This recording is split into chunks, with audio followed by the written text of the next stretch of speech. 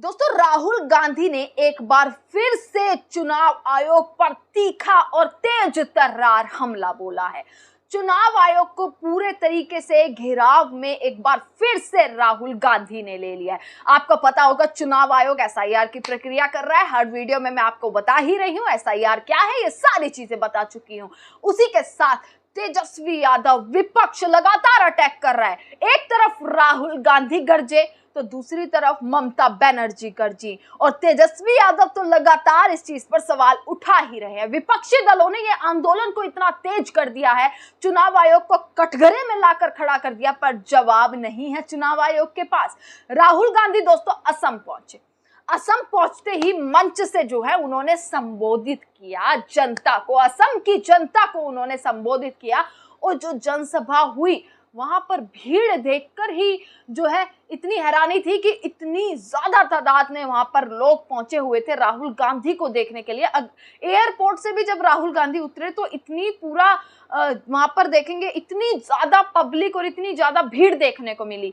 और वहीं बिहार की छवि आपको याद होगी जब नरेंद्र मोदी की रैली तक में जो है पब्लिक नहीं थी और सीट जो है कुर्सियां जो है वो खाली थी।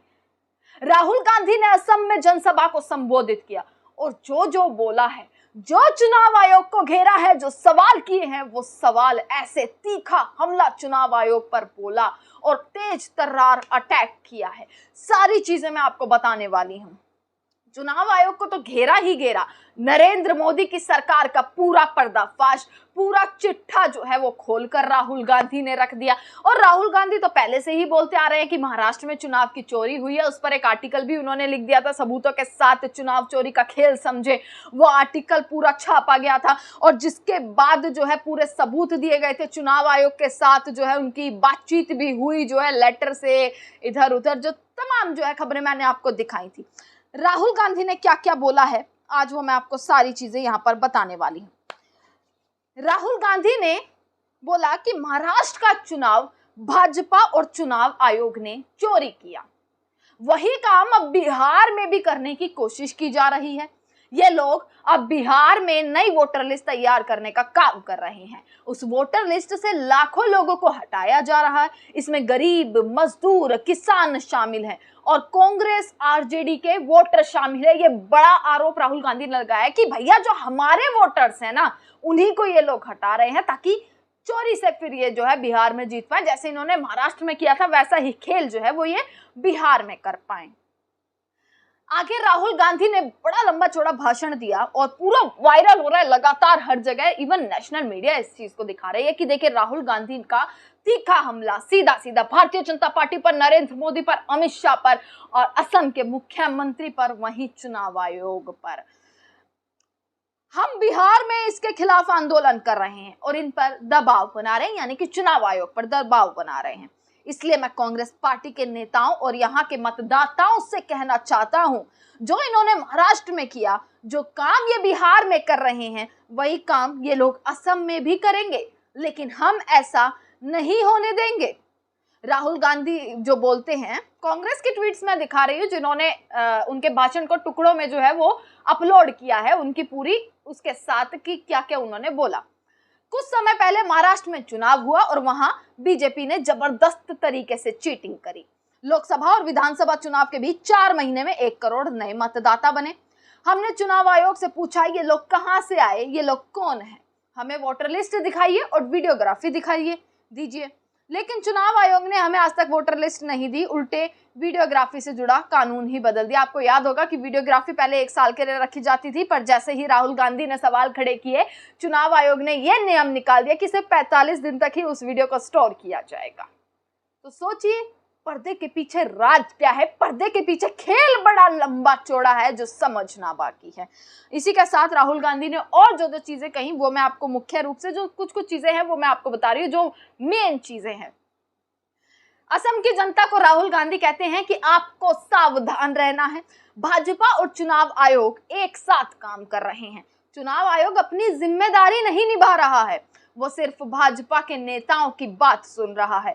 हमने चुनाव आयोग से कई बार वोटर लिस्ट मांगी है, मैंने चिट्ठी लिखकर उनसे वोटर लिस्ट और वीडियो मांगी, लेकिन कुछ नहीं मिला। वो सिर्फ बहाने बनाते हैं, अपना काम नहीं करते। ये चीज जो है राहुल गांधी ने बोली है। साथ ही साथ आज दो हिंदुस्तान बन रहे हैं।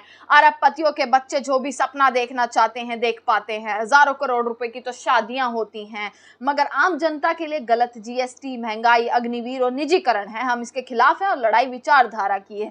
ये भी राहुल गांधी ने बोला।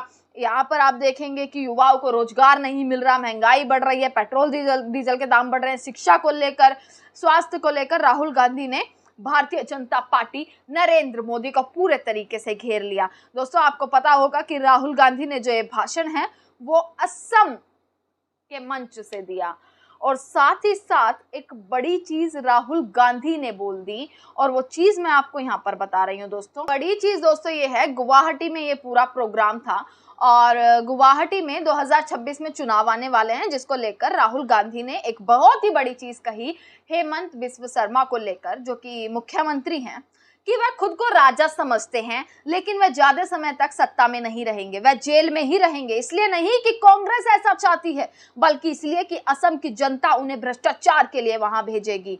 आगे उन्होंने कहा कि असम की जनता सच्चाई जानती है, जल्दी चुनाव होंगे और कांग्रेस उन चुनावों में भारी जीत हासिल करेगी। हमने यहाँ एक नई टीम बनाई है, हमने अपना काम शुरू कर दिया है, और असम की जनता जो है वो जल्द ही नतीजे भी देखेगी। उन्होंने साफ कहा कि भाई अब हेमंत बिस्व शर्मा को सीधा जेल में डालने वाले हैं, और ऐसा डालेंगे कि भैया नरेंद्र मोदी और खुद अमित शाह भी उन्हें अब बचा नहीं पाएंगे। ये चैलेंज, ये ओपन चैलेंज जो है वो राहुल गांधी ने सीधा सीधा मंच से किया। तो दोस्तों, बहुत सारे सवाल उठ रहे हैं।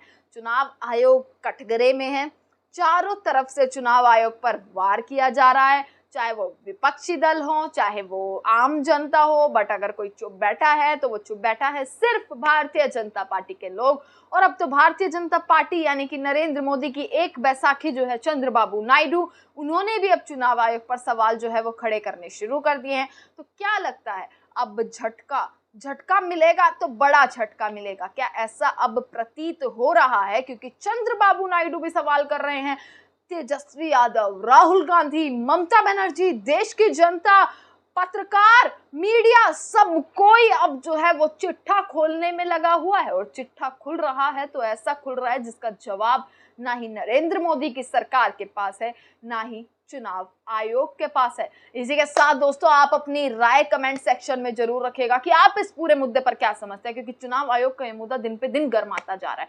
तमाम खबरें आप तक पहुंचाते रहेंगे, देखते रहेगा सजग भारत। आपका बहुत बहुत शुक्रिया।